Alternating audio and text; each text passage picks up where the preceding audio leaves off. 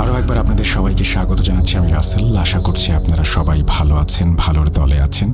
সপ্তাহ ঘুরে বৃহস্পতিবার আসে, আমরাও ফিরে আসি নতুন কোনো ঘটনা নিয়ে। ইচ্ছে থাকে আপনাদেরকে নতুন কোনো ঘটনার মাধ্যমে ভয়ের রাজ্যে নিয়ে যাব।